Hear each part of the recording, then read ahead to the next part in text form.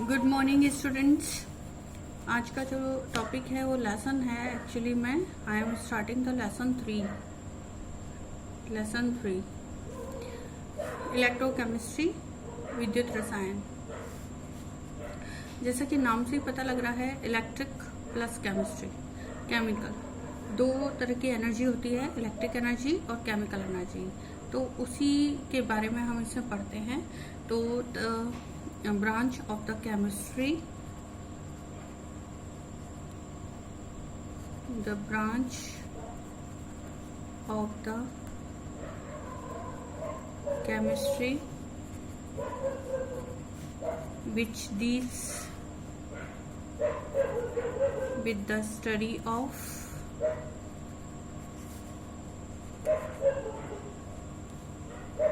chemical energy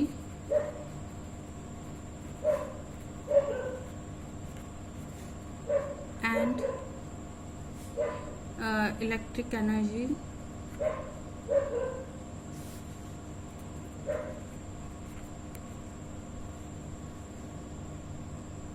relationship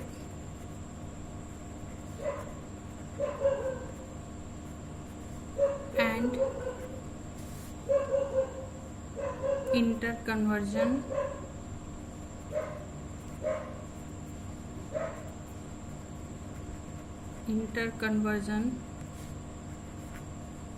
of these energies is called electrochemistry. ठीक है। The branch of the chemistry which deals with the study of chemical energy and electric energy relationship and interconversion of these energies.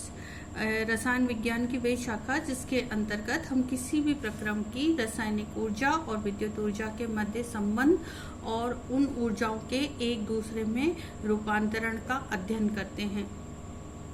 ठीक है। तो चालकता के आधार पर हम बात करेंगे कंडक्टेंस की। इलेक्ट्रोकेमिस्ट्री में हम बात करते हैं कंडक्टेंस की। तो on the basis of conductance, types of substances, पदार्थों के प्रकार, types of substances on the basis of conductance। Conductance के बेस पर यानी चालकता के बेस पर पदार्थों कई प्रकार के होते हैं, वो सुना है हमने। पहला होता है first metallic conductors. Metallic conductors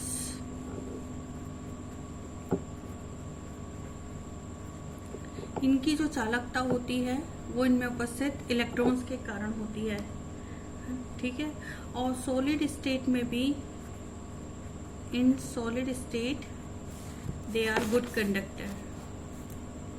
ये गुड कंडक्टर होते हैं, सॉलिड स्टेट में भी गुड कंडक्टर हैं, विद्युत के अच्छे चालक होते हैं इलेक्ट्रॉन्स के कारण। मेन बात यही है, क्योंकि इनमें धारा के जो इनमें विद्युत धारा का प्रभाव होता है वो इलेक्ट्रॉनों के कारण ही होता है, और इनमें बिना किसी रासायनिक परिवर्तन के विद्युत धारा प्रवाहित होती है। जैसे इसके एग्जाम्पल हैं, यदि हम एग्जाम्पल की बात करें तो कॉपर और एजी इसके एग्जाम्पल हैं। ठीक है। सेकेंड इसका जो टाइप है सब्सटेंस का on the basis of conductance वो है इलेक्ट्रोलाइटिक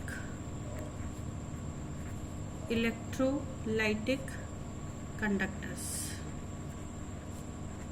जिन्हें जैसे इसे हिंदी में कहते हैं हम धात्विक चालक। तो धातुओं में जो चालकता होती है वो इलेक्ट्रॉनों के कारण होती है, और ये ठोस अवस्था में भी विद्युत के अच्छे चालक होते हैं। उदाहरण हमारा है कॉपर और एजी। इलेक्ट्रोलाइटिक कंडक्टर्स जैसे कि विद्युत अपघटनी चालक, इसे हिंदी में बोलेंगे हम विद्युत अपघटनी चालक। ये ठोस अवस्था में, सॉलिड स्टेट में, इसमें जो धारा का प्रवाह होता है वो आयंस के कारण होता है। जैसे इसमें इलेक्ट्रॉन्स के कारण होता है, इलेक्ट्रोलाइटिक कंडक्टर्स में आयंस के कारण इनमें धारा का प्रवाह होता है और इनमें ठोस सॉलिड स्टेट में यानी कि ठोस अवस्था में ये विद्युत के बेड कंडक्टर्स होते हैं, कुचालक होते हैं, बेड कंडक्टर्स होते हैं, कुचालक होते हैं विद्युत के। लेकिन गलित अवस्था, क्योंकि इनमें स्वतंत्र आयन नहीं होते, no free ions are present, ठीक है, नो फ्री आयंस, कोई फ्री आयन नहीं होते। लेकिन लिक्विड स्टेट में, लिक्विड और मोल्टन स्टेट में, मोल्टन, लिक्विड और मोल्टन स्टेट में they are good conductor, they are good conductor, ये विद्युत के अच्छे चालक होते हैं due to presence of free ions,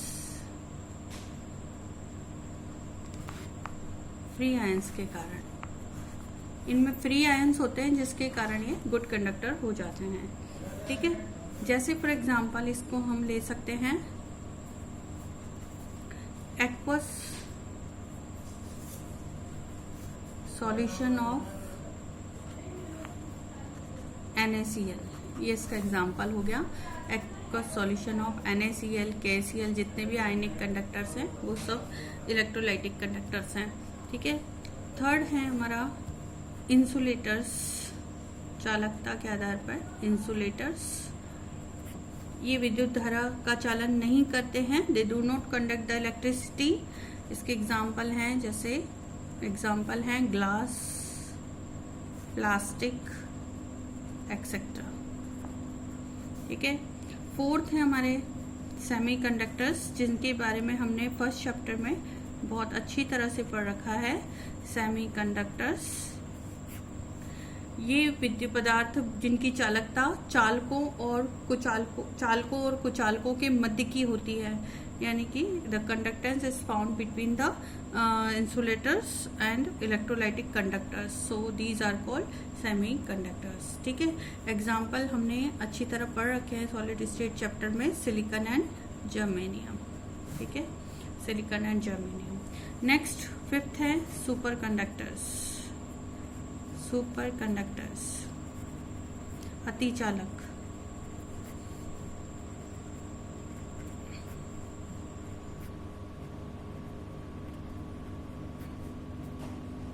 अतिचालक ऐसी पदार्थ जिनकी जो कंडक्टेंस होती है वो इनफाइनाइट होती है। जैसे कुछ धातु इसके एग्जाम्पल हैं, जैसे सम मेटल्स और एलॉयज इसी में आते हैं। इनकी जो चालकता होती है वो 0 केल्विन टू 15 केल्विन के मध्य की होती है, इस रेंज में मिलती है, 0 केल्विन टू 15 केल्विन के बीच की होती है। इनफाइनाइट कंडक्टेंस होती है इनमें, इनफाइनाइट कंडक्टेंस, इन्हें हम सुपर कंडक्टर्स कहते हैं, ठीक है। नेक्स्ट हमारा टॉपिक जो है वो है फैक्टर्स अफेक्टिंग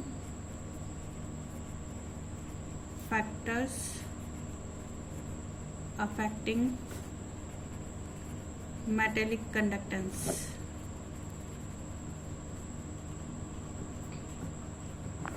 फैक्टर्स कौन कौन से कारक हैं जो धात्विक चालकता को प्रभावित करते हैं?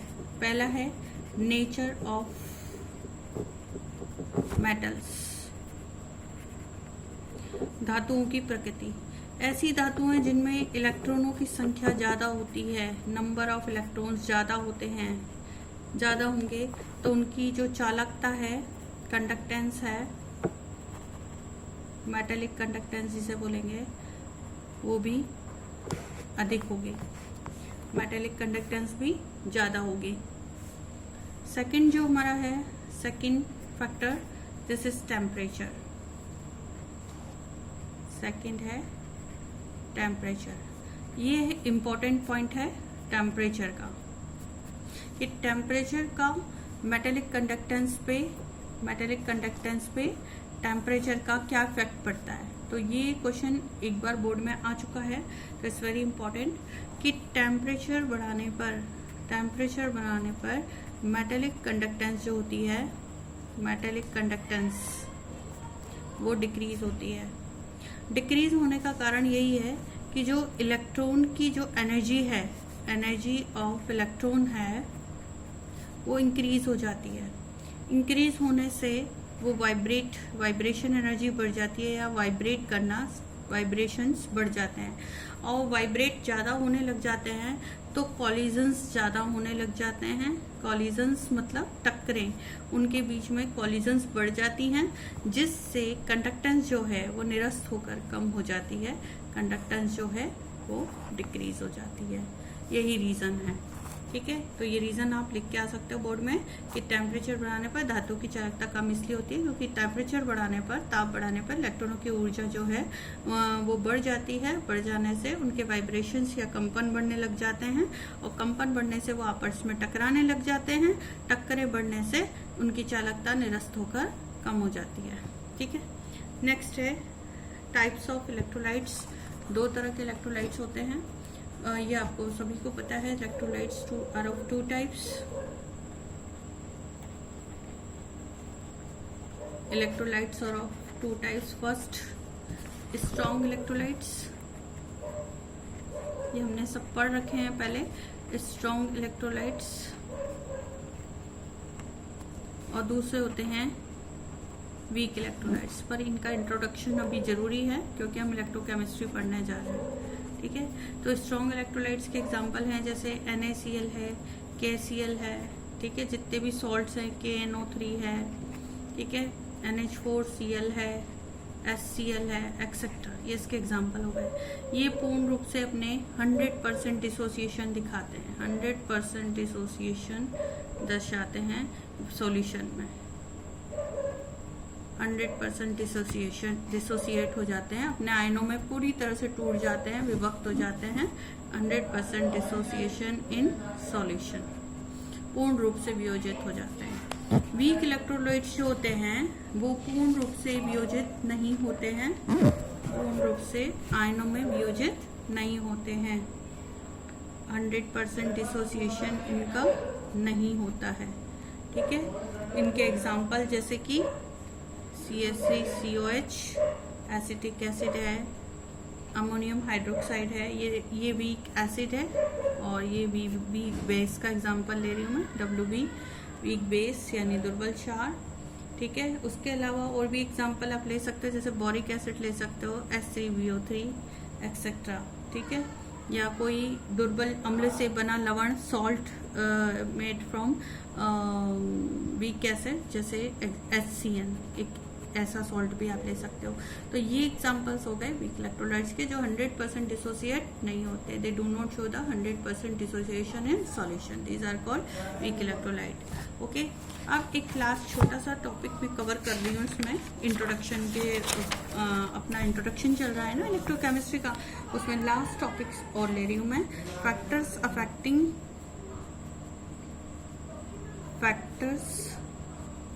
अफेक्टिंग, पहले मैंने लिया था metallic conductance, now I am taking electrolytic conductance, या फैक्टर्स अफेक्टिंग कंडक्टेंस ऑफ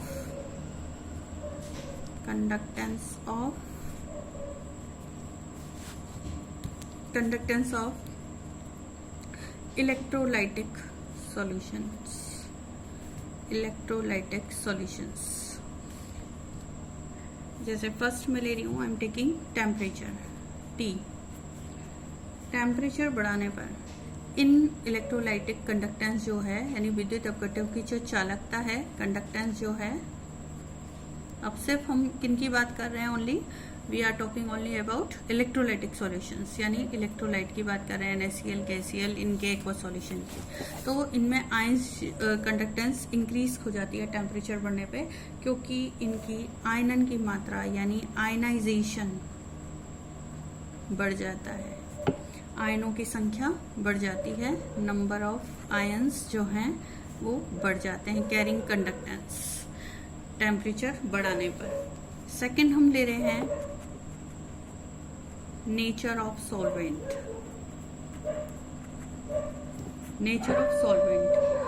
अन्योन्य क्रिया अधिक होने पर विलायक की शांता बढ़ती है, शांता बढ़ने पर आयनों की गति क्या हो जाती है, कम हो जाती है, अतः चालकता भी क्या हो जाएगी, कम। तो सॉल्वेंट यदि क्रिया करने वाला है अन्योन्य क्रिया अधिक होने पर, यानी इंट्रैक्शंस बढ़ने पर, इंट्रैक्शंस यदि इंक्रीज हो जाएंगे तो जो शांता है यानी कि विस्कोसिटी है सॉल्यूशन की वो भी इंक्रीज हो जाएगी। और विस्कोसिटी यदि इंक्रीज हो गई तो जो स्पीड ऑफ आयंस है,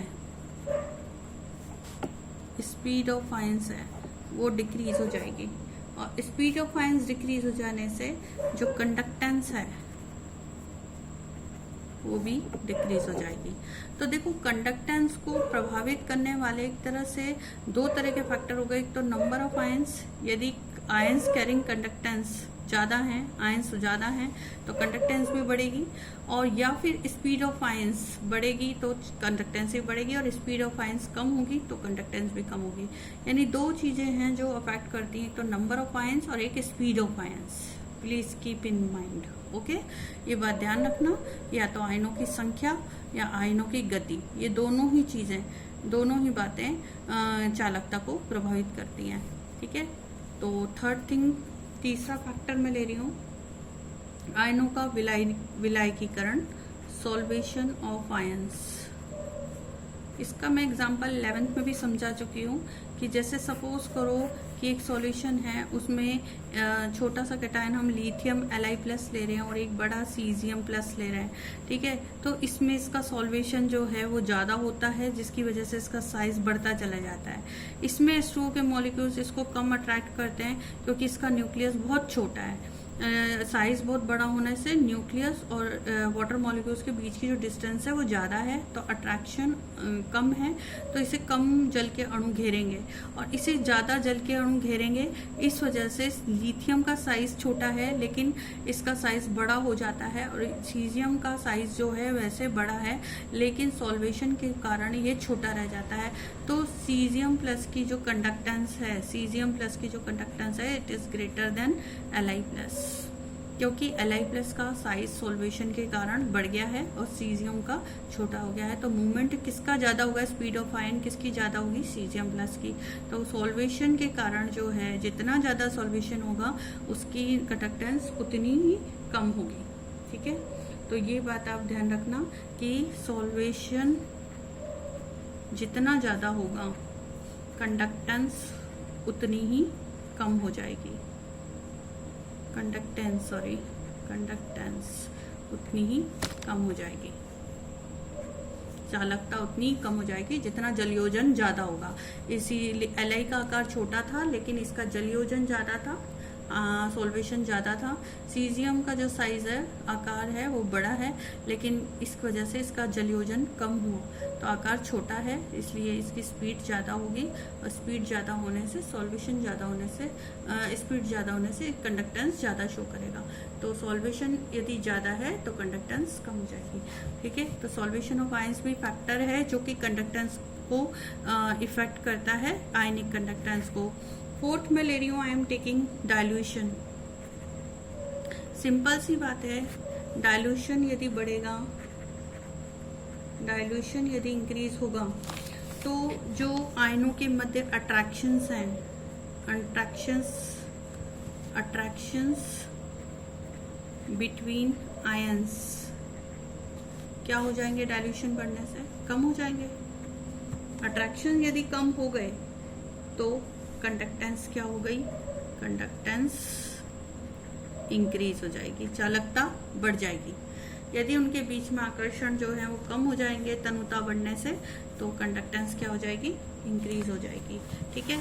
fifth factor is concentration of solution, concentration of solution.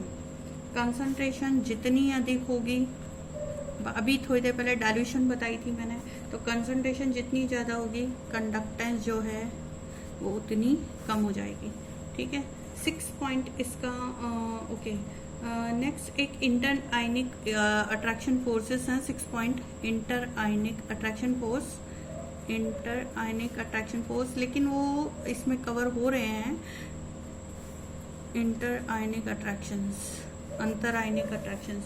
मैंने अभी थोड़ी देर पहले बताया है कि यदि आयन और विलायक आकर्षण से अधिक होने पर आयन आकर्षण यदि आयन विलायक आकर्षण से अधिक होने पर अपघट्य वियोजित नहीं होता, ऐसे अपघट्य दुर्बल श्रेणी में आ जाते हैं। एक बार और बता देती हूँ मैं इसे कि आयन के बीच में जो अट्रैक्शन है वो यदि ज़्यादा है किससे, आयन सॉल्वेंट अट्रैक्शन से, आयन सॉल्वेंट अट्रैक्शन से ज़्यादा है तो विद्युत अपघट्य जो है वो फिर वियोजित नहीं होगा, सीधी सी बात है, डिसोसिएट नहीं होगा। और डिसोसिएट नहीं होगा तो ये किस में आ जाएगा, वीक इलेक्ट्रोलाइट की श्रेणी में आ जाएगा, वीक इलेक्ट्रोलाइट की श्रेणी में आ जाएगा। ठीक है, इसकी सीरीज में आ जाएगा। तो इंटर आयनिक अट्रैक्शन यदि बढ़ेंगे तो कंडक्टेंस डिक्रीज हो जाएगी। ठीक है, ओके।